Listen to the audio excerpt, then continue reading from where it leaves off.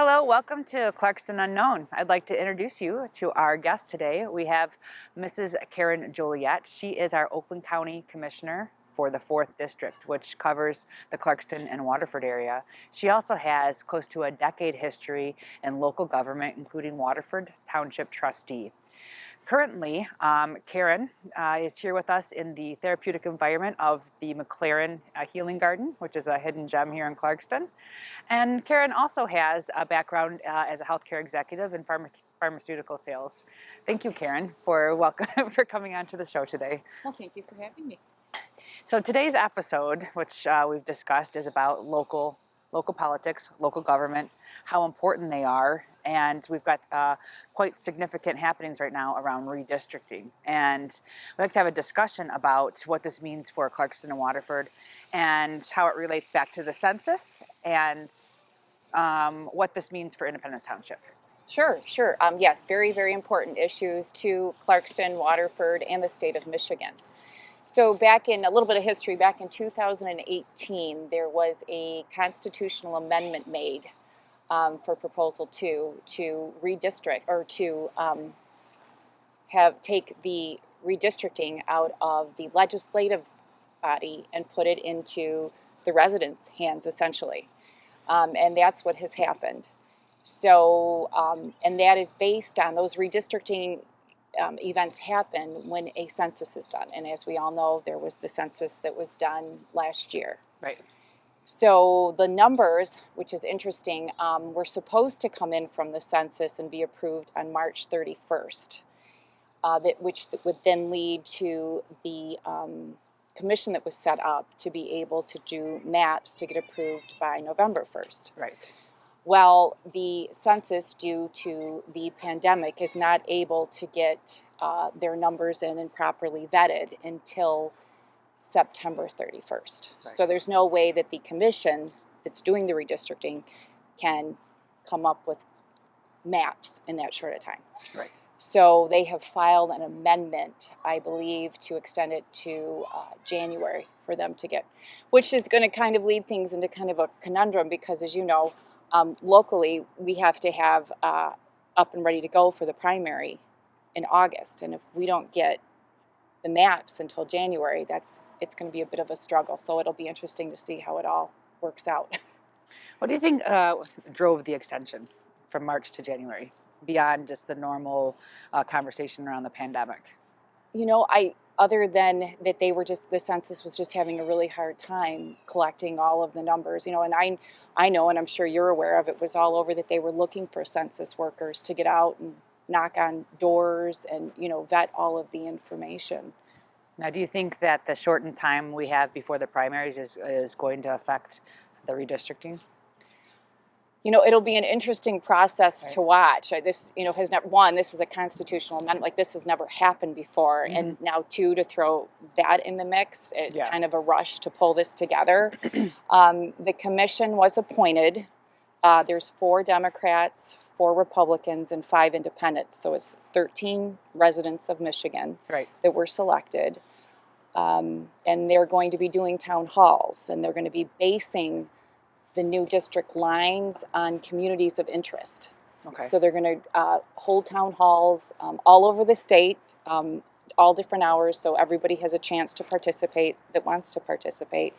But I learned communities of interest. I wasn't sure what that was, but they're talking about things, economic issues, environmental issues, transportation issues, as to what cluster groups of people in different communities share these commonalities. Right. And then they'll draw the line around there. Okay, fantastic. So how does this relate back to Independence Township? What will be what do we have to gain or lose here in Independence Township as far as redistricting? Well, thankfully, or not thankfully, I mean, depending how you look at it, right.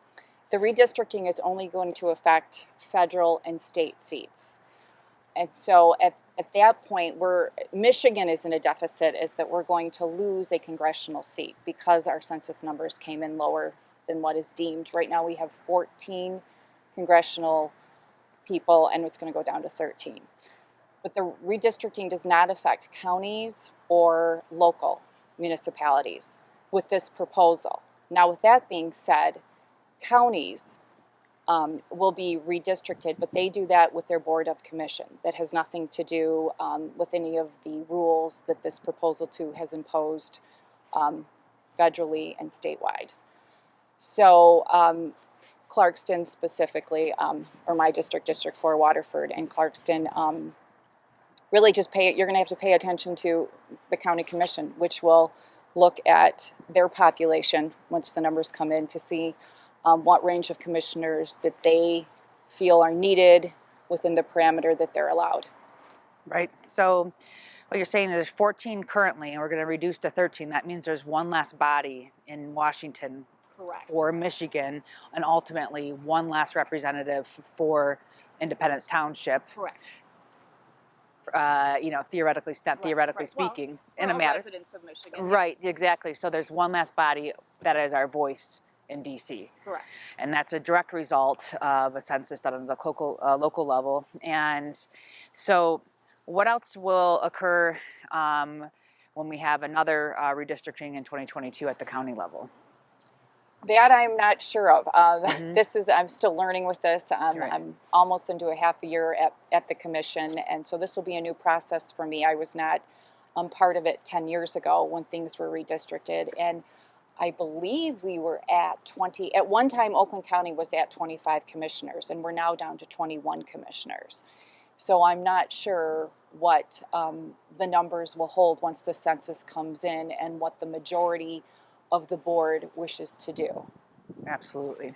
But at a local level, it will not be affected in terms of your local, like your supervisor and your trustees. Those lines don't change. Right. So how important it is, and what's on the line for the census and for each community member? One, to complete your census, and then what kind of financial gain or loss is there for that? It's huge. I mean, there's $675 or $675 billion annually that can be reaped from the census. That equates about $8,000 per person, and it funds things such as education, the food programs at schools, just your municipality, your revenue sharing. All of these things that come into play with based on your population, and it's really, really important. And I don't think that enough people understand how important that is. I mean, I really didn't understand the magnitude or the impact of what the census had financially, how it impacted the money that we receive Right. locally. Beyond, it's big. Right. So the less that's counted, not only the less voice we have in Washington, D.C., but the less dollars that we have for our schools, our roads, anything else that we have here, infrastructure, our township hall, all of that, right? Our Parks and Rec department, all of that. It all trickles down. And that comes right down to the local level, where typically most would say that, at a local level, politics, they're not quite sure what impact they have. I don't want to say that they don't see them as truly important, but this is where all of it happens, at this local level. Absolutely. And even it starts with the township trustee, moves up, then we've got our clerk and we've got our treasurer, our supervisors, moves up to the county level where you are as a commissioner, and so on and so forth. So could you explain, as your time as a Waterford Township trustee, some sort of impact, not some sort of impact, but what would be the largest level of project, or what made the largest difference as a trustee or at a local level that you could convey to the citizens or the residents of Independence Township that they have a say in? At a local level, Like, I should rephrase it. How important is it for people to get involved at a at local level? Yes. Very, very important. If you want to truly affect where your tax dollars go, it's at the local level. Yeah. At a township level, there's cities and there's townships. So cities have your city council, but Waterford, and for this sake, Waterford and Independence have townships.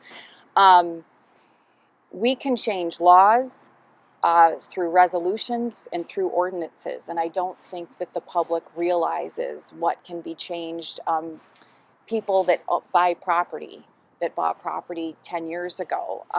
Zoning laws can be changed through ordinances. So what you intended for a property 10 years ago and you go to build might not be feasible. Right. There is a due process, though. You can file a appeal and go plead your case. And usually they're pretty reasonable. But things about... there was a big garbage issue in Waterford because our infrastructure was deteriorating. And what do? And you can change laws by making an ordinance. And, not everybody's going to be happy. And people come in after the fact and wonder, well, how did this happen? I didn't get to say anything. And we're like, well, we had a public meeting. It was publicly posted. And it's so important that the residents come in and give input, because that really guides us as a board as to what direction to take. What does the public really want? Right. So, and basically the direct connect to our government, our state government, is through local townships and boards. oh, sure. And so the largest advantage is to have this relationship with your local township and boards, because this goes directly to, right, our congressional seats, and then directly to When DC. We wanted to, when we, past tense, when I was on the board and wanted to affect change, we would do that through resolutions, and we would put resolutions to the state, to our House, that would then move on if it had a federal issue. Revenue sharing was a big issue for Waterford, as I think it is for Independence. Everybody was hit pretty hard with that. Yeah. And through resolutions, it was our plea to state through facts as to, we're short, and do you want us to put this on the taxpayers to make up the difference? Right.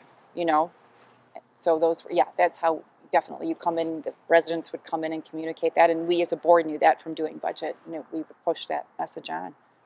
Oh, that's fantastic. And so with the Oakland County Commission, right, so what would you encourage your basically residents of Waterford and Clarkston to get involved in the Oakland County Commission level, and what level of impact would you be able to share with the group? Everybody get involved. Go on the website. That's the best form of communication right now, is internet, especially with the pandemic. Board meetings are every other Thursday. Now, are these open to the public? They are open to the public. All meetings are pretty much open to the public, and the agenda is posted on the county website. So really, if you go on the internet and you look on the county's website and see what the agenda is, and there's all supporting material on there to say, is this something that I should be aware of and concerned about? And if it is, you need to call in and you need to make a public comment. And if you don't feel comfortable doing that, or if you don't have the resources to do a call-in with the internet, you can send a letter, correspondence in, and there's a form to do that. And it will be read publicly out loud. And those do make a huge difference. People think, well, I'm one person, what's it going to matter? But believe me, it matters. Those public comments are huge. It really does guide us in making the correct decisions, especially for representing your district, the residents of each district. All right. So what are some current hot topics at the County Commission?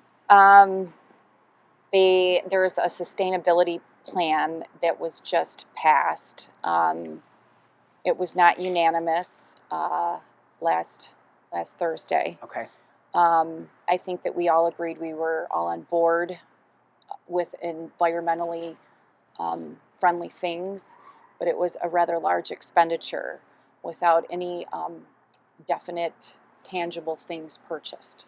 So the Republicans had a hard time getting behind it, but it did pass. Quite controversial, and there's no a clear and obvious return on investment with any of that. And that's to spend that kind of money without having a tangible, solar panels or something, right, was a little bit concerning.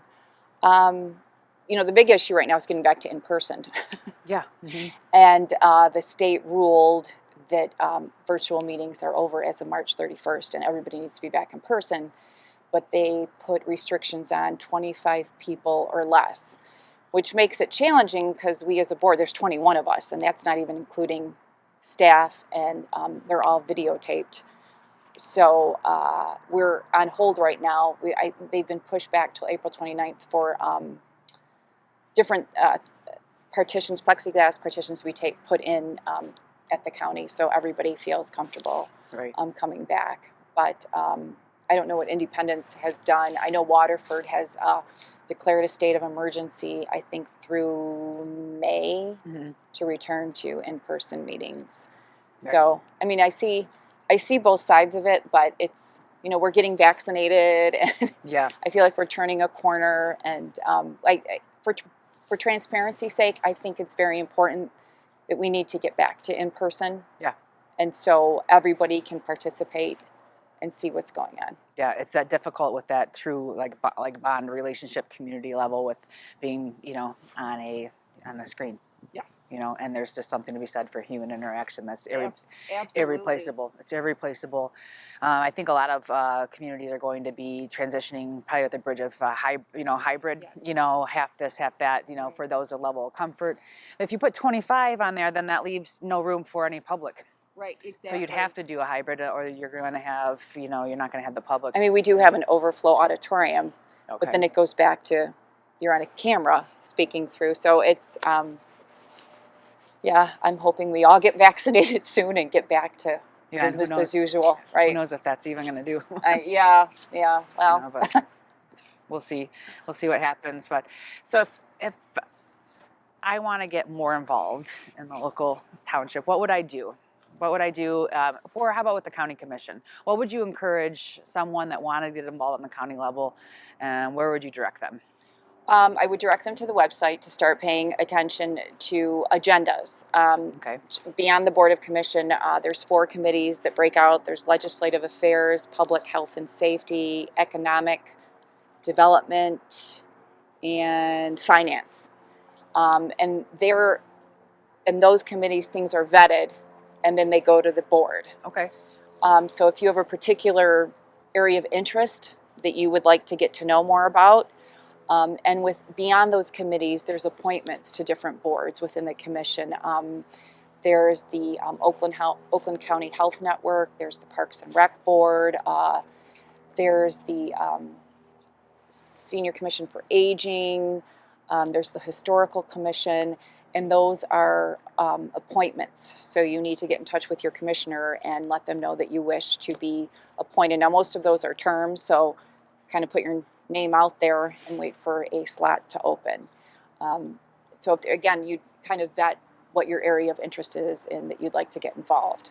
That's fantastic. So you can involve yourself into a set group, and you can get involved via appointment. And so there's elected and there's appointed positions. So there's really a spot for everyone. Oh, absolutely. Yeah, it's a spot for everyone, anyone that wants to get involved at the local level. So whether it's Parks and Rec all the way up to finance, there's fun stuff and there's boring stuff, Right, exactly. all in, what you like. But there's a way for anybody to get involved and just contact on the website and then go from there. And you can do something, I wouldn't say small, but you can even go and write a letter all the way to attending a full meeting, and they're all equally as important. Call in, show up, write a letter. Yeah, absolutely. And there's youth assistance also. I'm going through the youth assistance committees that are, And all it takes is one. So one person is that's all it takes, and it's not too small. No, absolutely. And not. so that brings us to the importance of local government and the importance of getting involved, and that this is where it happens, and this is where the movement's made, and nothing. If you really want to watch where your tax dollars are going and want input, yes, local is where it's at. Otherwise, we'll just spend your money. So that's why public input's important. Yes. So get involved. Right. So thank you so much for being on the show today. Oh, thanks so much for asking me. And it's almost, summer, so close, right? We've got daffodils are coming up. Up here. And hopefully we can enjoy this garden a little bit more through the summer, I encourage you all to contact the Oakland County Commission if you want to get more involved. Get involved in your local township, your Independence Township or Waterford Township. And then also come out here and enjoy a walk. I would say roughly it's about a half a mile around. It's peaceful, it's relaxing, it's great exercise. It's outdoors, which is we're all concerned over right now. So come on out to McLaren Healing Garden or get involved with Oakland County Township and have a great rest of your spring.